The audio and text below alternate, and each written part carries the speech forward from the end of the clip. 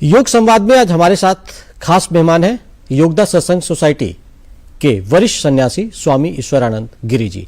स्वामी जी से हम ये जानने की कोशिश करेंगे कि ये अंतर्राष्ट्रीय योग दिवस जो मनाया जा रहा है उसके क्या कुछ मायने हैं और किस तरीके से ये योग के प्रचार प्रसार में पूरे देश और दुनिया में एक मुकाम हासिल कर रहा है। साथ ही साथ योग जो है हमारे मानसिक और शारीरिक स्वास्थ्य के लिए कितना लाभदायक है, इन तमाम बिंदुओं पर हम चर्चा करेंगे। साथ ही साथ हम ये भी समझने की कोशिश करेंगे कि योगदा सत्संग सोसाइटी की ओर से किस तरीके से योग, क्रिया योग, ध्यान और अध्यात्म का जो है वो प्रचार प्रसार किया जा रहा है और इनके जो कह सकते हैं भक्तगण है, डिवोटीज है, वो किस तरीके से इनसे जुड़े हुए हैं और इसका फायदा उठा रहे हैं। तो सबसे पहले बातचीत करने के लिए हमारे साथ मेहमान के रूप में स्वामी ईश्वरानंद जी हैं। आपका हमारे साथ आपने वक्त निकाला।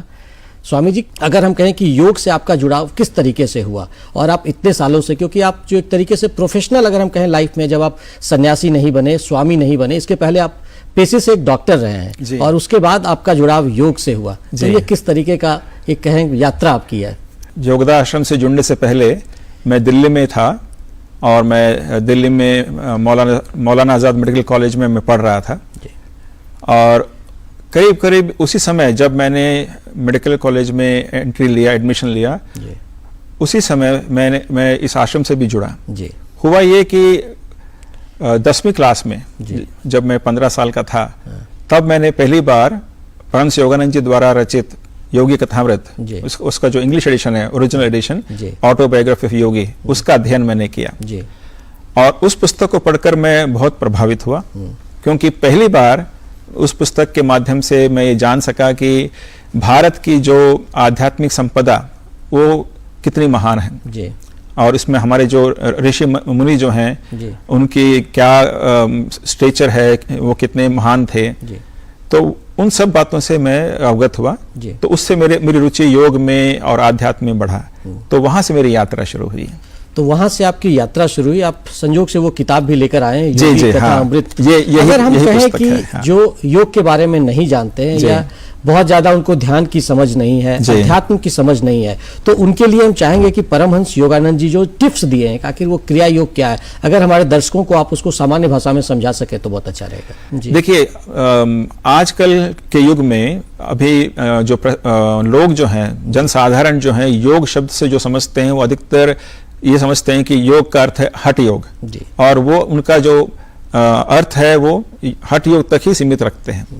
मतलब एक तरीके से हम कहें शारीरिक व्यायाम तक सीमित, शारीरिक व्यायाम ही समझते हैं और शारीरिक स्वास्थ्य के लिए, फिटनेस के लिए उसे प्रयोग में लाते हैं और उनको लगता है कि योग का इससे अधिक कोई प्रयोजन नहीं है और उसका जो स्कोप है इससे ज्यादा नहीं है। लेकिन वास्तव में योग बहुत ही एक गूढ़ विज्ञान है और इसका अगर हम इसका सही अर्थ समझें, योग का अर्थ है दो वस्तुओं का मिलन। जैसे हम कहते हैं योग क्या है, दो वस्तुओं का मिलन। तो जो योग विज्ञान है उसमें ये दो चीजें क्या हैं, एक है आत्मा और एक है परमात्मा। तो आत्मा और परमात्मा उन दोनों के मिलन को योग कहा गया है। तो ये जो योग विज्ञान है ये इसी की प्रक्रिया है, इसी की प्रणाली है कि किस प्रकार हम अपनी मानवीय चेतना को, यानी अपनी आत्मा को ईश्वर की चेतना यानी परमात्मा के साथ कैसे जोड़ सकते हैं, यही प्रक्रिया है। तो ये केवल एक व्यायाम की प्रणाली नहीं है, बल्कि पूरी एक जीवन शैली है कि हम अपने जीवन को किस प्रकार जिएं, जीवन के हर पहलू में हमें क्या परिवर्तन लाने चाहिए, हमारी जो सोच है उसमें किस प्रकार के हमें परिवर्तन लाने चाहिए, और उसका जो आधार है ध्यान, तो ध्यान कैसे करना चाहिए। ध्यान का एक सबसे महत्वपूर्ण अंग है प्राणायाम, वो क्या होता है, प्राणायाम का अभ्यास किस प्रकार करना चाहिए। ये सब बातें क्रिया योग विज्ञान में हमारे गुरुदेव परमहंस योगानंद जी ने हमें सिखाया। श्री श्री परमहंस योगानंद जी को जो हम कहते हैं कि पश्चिम में जो है उन्हें योग का पिता भी कहा जाता है। और उस लिहाज से जब उन्होंने 1917 में रांची से इस यात्रा की शुरुआत की थी, करीब 3 साल तक वो यहाँ पर जो योगदा सत्संग मठ है वहाँ पर वो लगातार जो है विद्यार्थियों को शिक्षा देते थे, जो सन्यासी थे उन्हें शिक्षा देते थे। और उसके बाद जब उनकी यात्रा पश्चिम से शुरू हुई, तो हम जानना चाहेंगे, हमारे दर्शकों को ये बताने की कोशिश आप करें कि किस तरीके से जो ये यात्रा रही है और आज भी ये यात्रा अनवरत जारी है और किस तरीके से जो योगदा सत्संग मठ है वो लगातार योग, क्रिया योग, ध्यान और अध्यात्म को लेकर जो एक कह सकते हैं कि एक स्तंभ के रूप में काम कर रहा है। देखिए, 1917 में जी जब उन्होंने अपने गुरु स्वामी श्री युक्तेश्वर जी संन्यास दीक्षा ली और उनका नाम मुकुंदलाल घोष से स्वामी योगानंद बना, उसके बाद उनके गुरु युक्तेश्वर जी ने उनसे कहा कि अब तुम्हारा जीवन कार्य यही है कि ये जो क्रिया योग का विज्ञान है इसका प्रचार प्रसार आप पूरी दुनिया में करो। जी। तो योगानंद जी इसके लिए बहुत ज्यादा इच्छुक नहीं थे। वे चाहते थे कि हमेशा वे ध्यान में लीन रहें, हिमालय में जाकर योग साधना में ही लीन रहें, तो वे किसी संस्थागत कार्य में बहुत ज्यादा रुचि नहीं रखते थे। जी। लेकिन अब गुरु की आज्ञा है, तो आज्ञा मानकर उन्होंने सोचा कि मैं अपना कार्य जो शुरुआत है एक ब्रह्मचर्य विद्यालय की स्थापना से करूंगा। तो उसी उद्देश्य से उन्होंने रांची में एक ब्रह्मचर्य विद्यालय की स्थापना की 1917 में। जी। और वहां पर यह विद्यालय बहुत सफल रहा। तो उनके 3 वर्ष जो रांची में रहे 1917 से 1920 तक, तब हजारों विद्यार्थी इस स्कूल में आए, उन्होंने यहाँ से ज्वाइन किया और वहां पढ़ाई वगैरह शुरू की। लेकिन 1920 में एक आध्यात्मिक घटना हुई परमहंस योगानंद जी के जीवन में, जिससे उनको ये समझ में आया कि अब ईश्वर की ये योजना है कि अब उन्हें पश्चिम में जाना है। जी। उन्हें आप कहिए कि एक दिव्य दर्शन हुआ, जिसमें उन्हें अमेरिका के वासी अपने मानस पटल पर उन्हें नजर आए और एक आवाज उनको अंदर से सुनाई दी कि अब तुम्हें जाकर पाश्चात्य में, वेस्ट में योग का प्रचार करना है। तो इस आध्यात्मिक घटना से प्रेरित होकर उन्होंने 19 से 20 में अमेरिका जाने की योजना की और वहां गए और 1920 में जाकर उन्होंने वहां पर एक और संस्था की स्थापना की जिसका नाम उन्होंने रखा सेल्फ रियलाइजेशन फेलोशिप। तो अब ये इन दोनों संस्थाओं के माध्यम से भारत में योगदा सत्संग सोसाइटी ऑफ इंडिया, जिसका जो सबसे बड़ा आश्रम है वो रांची में है और इसके हेडक्वार्टर्स कोलकाता में है, इसके द्वारा भारत में इसका प्रचार होता है और पूरे विश्व में बाकी विश्व के भागों में जो हमारा जो अंतर्राष्ट्रीय मुख्यालय है सेल्फ रियलाइजेशन फेलोशिप, जो कि लॉस एंजलिस अमेरिका में, उसके माध्यम से पूरे विश्व में इसका प्रचार होता है। आप जैसा कि स्वामी जी कह रहे थे कि योग के मतलब आता है, या स्वामी जी को भी जो ये चीजें सी थी कि हम सिर्फ हिमालय के आसपास जाकर अपने योग साधना करें और इस तरह से चीजों को बढ़ाएं। लेकिन आज के समय में जिस तरीके से योग आज एक चर्चित विषय बना हुआ है, वैसे में योग अब सिर्फ हिमालय तक सीमित नहीं है। ये निश्चित तौर पर अब हर घर तक पहुंच गया और इसमें निश्चित तौर पर परमहंस योगानंद जी जैसे जो योगी थे उनकी बहुत बड़ी भूमिका है, ऐसे जो भी और भी सन्यासी है योगी, उनकी बहुत भूमिका है। तो ऐसे में लगता है कि अब जो ये जन सामान्य के लिए बहुत जरूरी चीज भी हो गया है योग। बिल्कुल, देखिए क्योंकि अभी जो जीवन शैली जो है वो बहुत बदल गया है। पहले जैसे जो उसकी जो गति थी, पेस ऑफ लाइफ, वो काफी सामान्य थी और लोग रिलैक्स रहते थे। लोगों के सामने जो परेशानियां थी वो कम थी या अलग किस्म की थी। अब जो है जो पेस ऑफ लाइफ बहुत बढ़ गया है, भागदौड़ वाली जिंदगी जैसी बोलते हैं, भागदौड़ जिंदगी बन गई है और रफ्तार बहुत बढ़ गया है। तो इससे लोगों में मानसिक तनाव बढ़ गया है। तो हर एक व्यक्ति ये खोज रहा है कि किस प्रकार मैं अपने सारे कामकाज पूरा कर सकूं और साथ में अपने मन में आनंद की अवस्था को बनाए रख सकूं और एक सफल लेकिन साथ में एक शांत जीवन जी सकूं।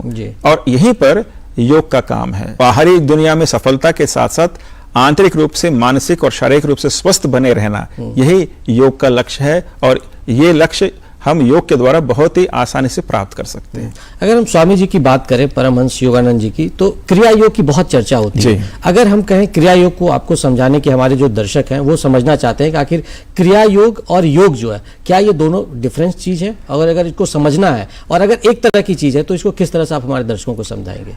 जैसे मैंने शुरू में बताया कि योग से लोग हठ योगी समझते हैं, लेकिन ये जो क्रिया योग है ये राजयोग का एक मार्ग है, राजयोग की एक विधि है जिसके प्रतिपादक थे पतंजलि महर्षि, जिन्होंने अष्टांग योग का प्रतिपादन किया कई हजार साल पहले। इसमें 8 अंग आते हैं, यम, नियम, आसन, प्राणायाम, प्रत्याहार, धारणा, ध्यान, समाधि। तो इसमें जो इसका जो आधार है, इसकी जो नींव है वो है प्राणायाम। प्राणायाम यानी एक प्रकार ध्यान की विधि है जिसमें हम श्वास की क्रिया के साथ हम ध्यान करते हैं और इसके द्वारा हम अपने मन को अंतर्मुखी करते हैं। तो यही प्राणायाम है और क्रिया योग का जो आधार है एक विशेष प्रकार का उच्च कोटि का प्राणायाम है जिसका नाम भी क्रिया है, क्योंकि उस प्राणायाम का नाम क्रिया है, इस संपूर्ण मार्ग का नाम भी क्रिया योग मार्ग रखा गया है। जी।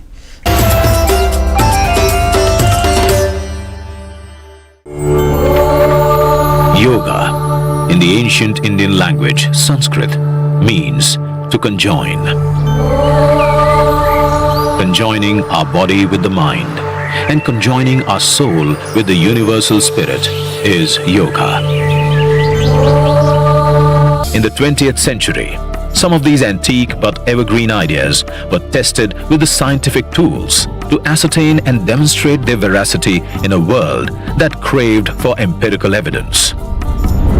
Indian yoga gurus demonstrated how the metabolic changes, the rate of heart or pulse, the electrical activities of heart and brain, the body temperature and the oxygen intake of the body could be so well regulated by asanas, pranayams and dhyan.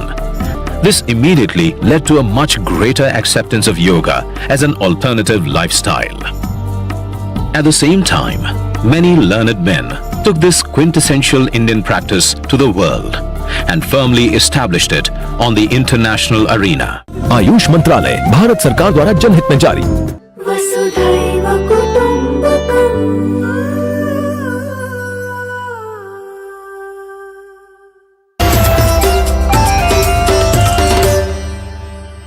अंतर्राष्ट्रीय योग दिवस जो 21 जून को मनाया जा रहा है, इसमें भारत की हम कह सकते हैं बहुत बड़ा योगदान है। भारत ने पूरे दुनिया में और पूरे मंच पर, और उसमें भारत सरकार का योगदान रहा है, प्रधानमंत्री नरेंद्र मोदी जी की भूमिका रही है, जो यूनाइटेड नेशंस ने इसको एक प्लेटफॉर्म दिया है।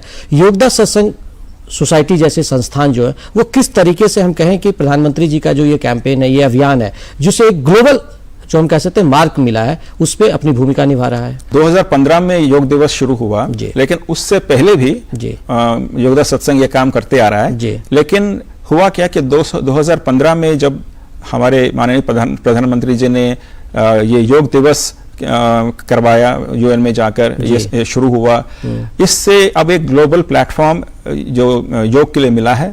तो इसके उससे क्या है कि लोगों में योग के बारे में जानने की इच्छा बढ़ी है। तो हम क्या करते हैं कि ये योग दिवस के दिन हम विशेष कार्यक्रम करते हैं। हमारे भारत में 4 मुख्य आश्रम हैं और 250 से ज्यादा हमारे ध्यान केंद्र और ध्यान मंडलियां हैं। तो पूरे भारत में प्राय सभी शहरों में ये ध्यान मंडली और ध्यान केंद्र हैं। तो योग दिवस के आसपास 21 जून या उसके आसपास कोई भी उपयुक्त दिन पर हम एक विशेष ध्यान सत्र आयोजित करते हैं, जिसमें हम सभी लोगों को आमंत्रित करते हैं, ना केवल हमारे भक्तों को, लेकिन जो भी इसके इच्छुक रहते हैं तो वो आते हैं और इसमें भाग लेते हैं। और इस ध्यान सत्र में हम उन्हें योग के बारे में, खासकर ध्यान योग के बारे में हम समझाने का और उनसे खुद व्यक्तिगत रूप से करवाने का प्रयास करते हैं। तो इस प्रकार हम योग दिवस को मनाते हैं और प्रधानमंत्री का जो संदेश है इसका प्रचार करने का प्रयास करते हैं। उससे अलग थोड़ा सा, अगर आज के समय में जैसा कि आप बता भी रहते हैं कि भागदौड़ भरी जिंदगी में लोग मानसिक रूप से, शारीरिक रूप से थोड़े से तनाव में रहते हैं, टेंशन में रहती है, लोगों की महत्वाकांक्षाएं भी बढ़ी है, और जिस तरीके से हम कह सकते हैं कि एक रियल दुनिया तैयार हो रहा है, उसमें योग कितना हेल्पफुल हो सकता है स्वामी जी? देखिए, ये एक भ्रम है या गलत विचार है कि योग जो है ये एक केवल उन लोगों के लिए है जो रिटायरमेंट ले चुके हैं, बुजुर्गों के लिए है, जवानों के लिए नहीं है, और जो भाग दौड़ की जिंदगी में है उसमें योग के लिए मेरे पास समय कहाँ है। तो ये बहुत ही गलत धारणा है। वास्तव में ऐसे लोगों के लिए योग की और अधिक आवश्यकता है, बल्कि आजकल लगता है यूथ ज्यादा टेंशन और तनाव में रहता है। हाँ, और इसलिए उनको ज्यादा जरूरत है योग के लिए। तो क्योंकि योग से क्या होता है, हम अपने मन को शांत रख सकते हैं, अपने जीवन में बैलेंस ला सकते हैं। अब ये सोचिए कि मानसिक तनाव होता क्यों है? ये इसलिए होता है क्योंकि हमें अपने ऊपर विश्वास नहीं है, हमें भगवान में विश्वास नहीं है। हम सोचते हैं कि मेरी शक्ति सीमित है, मेरे पास इतनी मेरी जो काबिलियत इतनी है। हम ये नहीं समझते हैं कि हमारे अंदर बहुत ही रहस्यमयी शक्तियां छिपी हुई हैं, जिनको हम विकसित कर सकते हैं, जिनको हम मैनिफेस्ट कर सकते हैं। तो ये जो हमारे अंदर सुषुप्त जो शक्तियां हैं, जो लेटेंट एनर्जीज हैं, उनको कैसे जागृत करें, यही सिखाता है योग। अधिकतर लोग सोचते हैं कि हमारे पास ज्ञान अर्जित करने का या किसी समस्या का समाधान का केवल सीमित साधन है। हम जो अपने 5 इंद्रियों से जो इंफॉर्मेशन गैदर करते हैं उससे हम एनालाइज करके किसी भी समस्या का समाधान निकाल सकते हैं। लेकिन योग विज्ञान क्या कहता है कि हमारी एक छठी इंद्रिय भी है जिसको हम कहते हैं अंतर्ज्ञान, जिसको हम इंग्लिश में कहते हैं इंट्यूशन। तो ध्यान धारणा से, प्राणायाम के अभ्यास से जब हम मन को बिल्कुल शांत कर पाते हैं, जब सारे जो विचार हैं, सारी जो चिंताएं हैं मन से दूर कर पाते हैं, मन की उस शांत अवस्था में वो जो अंदर, ये हमारे अंदर सब में एक शक्ति छिपी हुई है जिसको हम कहते हैं अंतर्ज्ञान। ये अंतर्ज्ञान हम सब में क्यों है? क्योंकि हम सब मूल रूप से आत्माएं हैं, शरीर नहीं है, मन नहीं है, मन में उठने वाले तरह तरह के विचार नहीं है। उन सब के पीछे जो चेतना है वो है जिसे हम आत्मा कहते हैं। और उस आत्मा का सबसे मुख्य गुण क्या है? अंतर्ज्ञान। और उस अंतर्ज्ञान में विशेषता ये है, उस अंतर्ज्ञान के माध्यम से हम जीवन की हर समस्या का समाधान खुद ढूंढ सकते हैं। ये शक्ति भगवान ने हमें दे रखी है। तो वो जो हमारे अंदर हर समस्या का सामना करने की और उसका समाधान ढूंढने की जो क्षमता है वो हम जागृत कर सकते हैं, विकसित कर सकते हैं योग साधना द्वारा। और जब ये विकसित हो जाता है तब चिंता अपने आप दूर हो जाती है, मानसिक तनाव दूर हो जाती है। स्वामी जी एक चीज और कि इनकी जो किताब है स्वामी जी की योगी कथामृत, इसकी बहुत चर्चा होती है। इसके कम से कम 58-60 वो लैंग्वेजेस में ये किताब निकला हुआ है। इसके बहुत सारे संस्करण है। दुनिया में कहा जाता है कि सबसे ज्यादा बिकने वाली, पढ़ी जाने वाली किताब भी यही है। तो ऐसे में इस किताब के अगर कुछ हम चाहेंगे हमारे दर्शकों के साथ साझा करने के लिए कि कुछ ऐसे पॉइंट्स जिसको जीवन में अमल भी करना चाहिए और लोगों को इस किताब को पढ़नी चाहिए। हाँ, देखिए पहले इस किताब के बारे में कुछ बताऊं कि ये जब से इसको प्रकाशित किया गया 1946 में, तब से लेकर आज तक ये एक बेस्ट सेलर रहा है। अभी भी सबसे बहुत इसकी बिक्री होती है, हजारों लाखों लोग इसको हर साल पढ़ते हैं। और इसका जो है 50 से भी अधिक लैंग्वेजेस में ट्रांसलेशन हो चुका है और भारत के 13 से भी अधिक भाषाओं में इसका अनुवाद हो चुका है।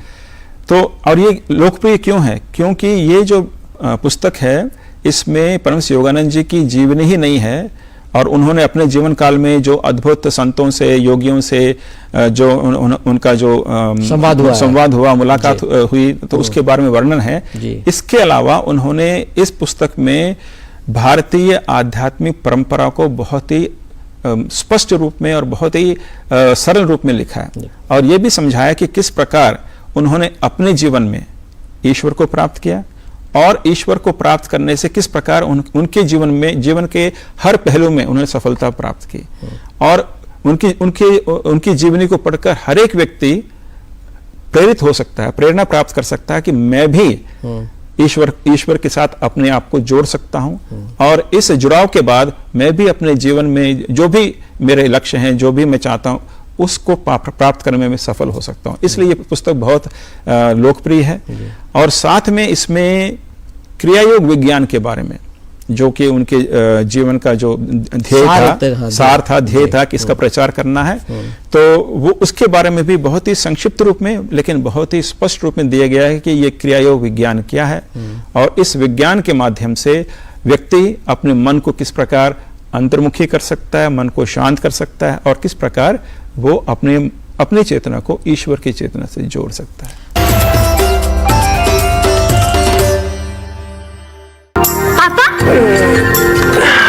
पापा, क्या आर्यभट्ट ने जीरो की खोज की थी? हाँ बेटा, दुनिया को जीरो इंडिया ने दिया था और ये जो हम योग कर रहे हैं ना, ये भी दुनिया को इंडिया ने दिया है। वाह पापा। अरे बेटा, योग से हमें जीरो कॉस्ट पे हेल्थ इंश्योरेंस भी मिलता है। पापा फिर तो मैं रोज योग करूंगी।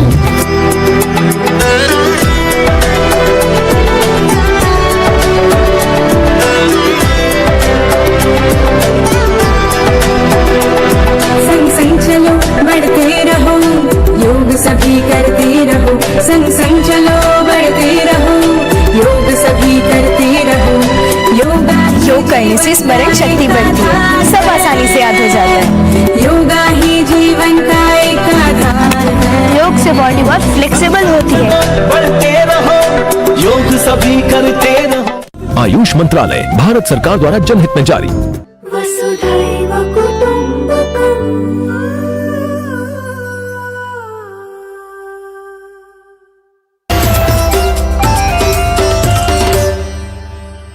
स्वामी जी, योग और ध्यान करने के बाद आपके जीवन में आप किस तरह से बदलाव देखते हैं? जैसे आप जब स्कूल लाइफ में थे तो आपने बोला कि किस तरीके से आपका झुकाव हुआ जी। और उसके बाद स्वामी जी के जो विचार थे उससे आप प्रभावित हुए। वैसे में इतने सालों का, जो हम कहते हैं करीब 30-35 सालों का जो आपका सन्यासी जीवन है और योग, ध्यान और अध्यात्म में आप उसमें लीन रहते हैं, तो किस तरह का बदलाव, और या एक जो सामान्य आदमी, जब आप 35 साल पहले, 40 साल पहले की बात करते हैं और आज के समय में, तो ये किस तरह से ट्रांसफॉर्मेशन होता है और क्या बदलाव हम कहें कि सामान्य जीवन से लेके अब तक में होता है? देखिए, सबसे पहले सबसे जो प्रधान परिवर्तन जो मैं अपने जीवन में मैंने देखा वो ये कि अब मैं अपने आप को ये नहीं सोचता कि मैं एक शरीर हूँ जी। या केवल मैं मन हूँ या केवल मैं चिंताओं से घिरा हुआ एक निरीह प्राणी हूँ जी। अब धीरे धीरे जैसे जैसे मैं साधना करते जा रहा हूँ, इस यात्रा पर आगे बढ़ते जा रहा हूँ, ये विश्वास और ये ज्ञान मुझ में और दृढ़ होता जा रहा है कि मैं एक आत्मा हूँ जी। जो कि अजय है, अमर है, और इसका जो अस्तित्व है केवल शरीर तक सीमित नहीं है। शरीर के छूटने के बाद भी मेरी जो आत्मा है वो बनी रहेगी। तो ये जो पहले केवल किताबी ज्ञान था, अब ये अनुभव में धीरे धीरे बदल रहा है कि मैं एक आत्मा हूं और मुझे किसी चीज से डरने की आवश्यकता नहीं। एक तो ये, तो एक सेल्फ कॉन्फिडेंस, आत्मविश्वास बढ़ता जाता है। फिर क्या है कि धीरे धीरे हमारी जो सोचने का जो ढंग है, पहले हमारे अंदर जो मानसिक संकीर्णताएं हैं दूसरों को लेकर, दूसरे धर्मों को लेकर, दूसरे लोगों को लेकर, वो सब दूर हो जाते हैं और हम हर एक व्यक्ति को अपने ही भाई के रूप में, अपने ही आत्मज के रूप में पहचानना शुरू करते हैं। ना केवल सब लोगों से, लेकिन सब प्राणियों से जो है मेरा जो प्रेम है, उनके प्रति जो मेरा भाव है, वो बहुत बदल गया, बदल जाता है। हाँ। मतलब कहें कि स्वामी जी, लोग आजकल बहुत विचलित भी रहते हैं। लोगों को डर रहता है कि आज मेरी नौकरी चली जाएगी तो कल ये हो जाएगा, तो लोगों में जो एक कॉन्फिडेंस होता है वो घटता जाता है। तो वैसे में योग क्या उसका एक बड़ा निदान हो सकता है? बिल्कुल, क्योंकि वो जब वो योग के द्वारा ये समझता है कि मैं एक आत्मा हूं और मेरे अंदर एक ऐसी चेतना है, एक ऐसी अवस्था है, शांति की एक ऐसी अवस्था है जो कभी भी विचलित नहीं होती और जो कि मेरा वास्तविक स्वरूप है, तब क्या है कि चाहे बाहर की दुनिया में कुछ भी हो रहा हो, वो ध्यान के द्वारा उस स्थिति में जा सकता है और अपने आप को रिफ्रेश कर सकता है। और वहां जाकर रिफ्रेश होने के बाद वो देखता है कि जो पहले जो परेशानी या चिंता बहुत बड़ी लग रही थी, जैसे पहाड़ लग रहा था, वो राई के समान है और उसके अंदर यह विश्वास जगता है कि इसको तो मैं फेस कर सकता हूँ, इसका सामना मैं कर सकता हूँ, इसका समाधान मैं ढूंढ सकता हूँ। मैं नाहक परेशान हो रहा था। आप देखेंगे अधिकतर जो परेशानियां हैं, हम छोटी छोटी बातों को लेकर उसको बहुत बड़ा बना देते हैं, पैनिक कर देते हैं। चाहे वो मानवीय संबंधों के बीच में, अब घर में छोटा मतलब झड़प हो गया, अनबन हो गया, मन मुटाव हो गया, उसको हम बहुत बड़ा बनाकर अभी क्या पूरा परिवार टूट जा रहा है जी। लेकिन अगर आदमी ध्यान का सहारा ले तो वो देखेगा कि वो जो क्रोध है, वो जो गुस्सा है, उस पर उसका नियंत्रण बहुत जल्दी आ जाता है।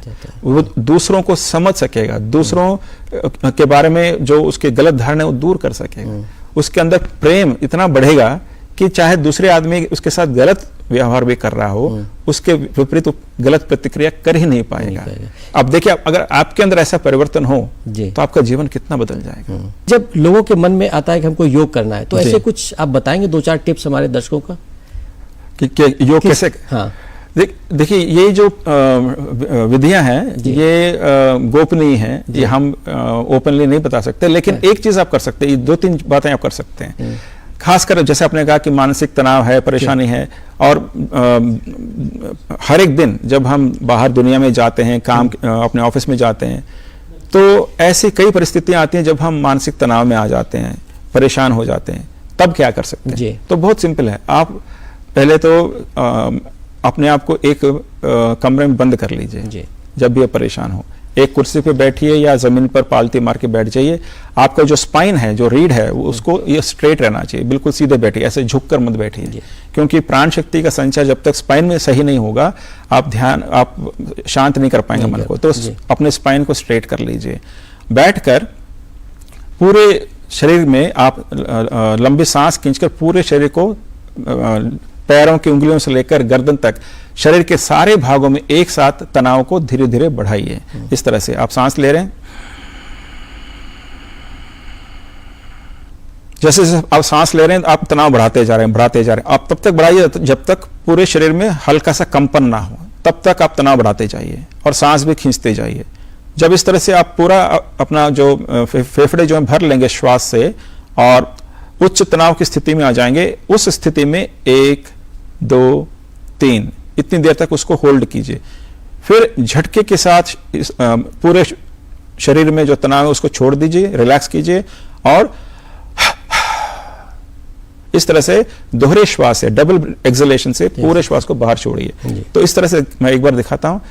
धीरे धीरे नाक से श्वास लेना है और पूरे शरीर में तनाव भरना है।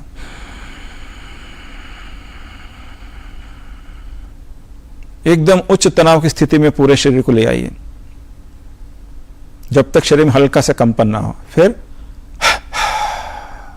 मुंह से 2 बार श्वास छोड़ते हुए एक झटके के साथ पूरे शरीर को रिलैक्स कीजिए। तो इस तरह से जब पूरे शरीर को रिलैक्स करेंगे तो फिजिकल रिलैक्सेशन के साथ साथ आपका माइंड भी रिलैक्स हो जाएगा। उसके बाद एकदम शांत बैठिए। इस तरह से 3-4 बार कीजिएगा, 6 बार तक कर सकते हैं जी। उसके बाद बिल्कुल शांत होकर बैठिए और आंखों को थोड़ा सा ऊपर उठाकर यहां पर भ्रूमध्य पर, इसको हम कुटस्थ कहते हैं या भ्रूमध्य कहते हैं, ये एक आध्यात्मिक बिंदु है जहां पर हम अगर आंखों को टिकाते हैं तो इससे हमारा मन जो है वो शांत हो जाता है। तो दोनों आंखों को थोड़ा सा बिना तनाव के थोड़ा सा ऊपर उठाइए और यहां पर भ्रूमध्य में फोकस कीजिए और आंखों को वहां पर स्थिर रखने का प्रयास कीजिए और फिर लंबी और गहरी सांस लेकर छोड़ते रहिए।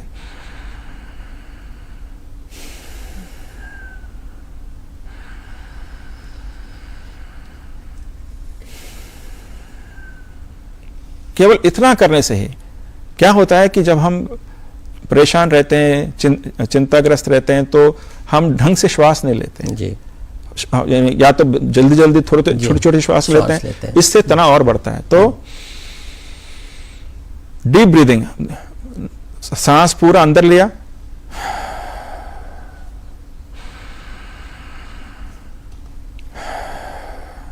कई बार कीजिए और फिर उसके बाद बिल्कुल शांत होकर बैठिए और अपनी आंखों को यहां फोकस करके कोई ऐसी घटना का स्मरण कीजिए जहां पर आप बहुत प्रसन्न थे। जो कोई भी प्रसन्न घटना को, हैप्पी सर्कमस्टेंस को याद कीजिए और अपने मन को उस प्रसन्नता पर, जब आप बहुत प्रसन्न थे उस घटना को याद कीजिए और वापस अपने मन को उस प्रसन्न स्थिति में वापस लाने का प्रयास कीजिए। तो स्वामी जी ने हमारे साथ वो टिप्स भी साझा किए जो हर दिन जो हमारे सामने परेशानियां होती है, तनाव की स्थिति होती है, चिंता की स्थिति होती है, गुस्से की स्थिति होती है, उसका निदान हम पा सकते हैं, जिसका टिप्स स्वामी जी ने दिया। स्वामी जी ने हमारे लिए वक्त निकाला और साथ ही साथ हमें यह समझाने की कोशिश की कि योग, क्रिया योग, ध्यान और अध्यात्म किस तरीके से मानव की जो जीवन शैली है उसमें एक कारगर टूल्स के रूप में काम कर सकती है। तो स्वामी जी ने हमारे लिए वक्त निकाला। दूरदर्शन की टीम की तरफ से बहुत बहुत धन्यवाद स्वामी जी। दर्शकों का भी बहुत बहुत धन्यवाद। नमस्कार।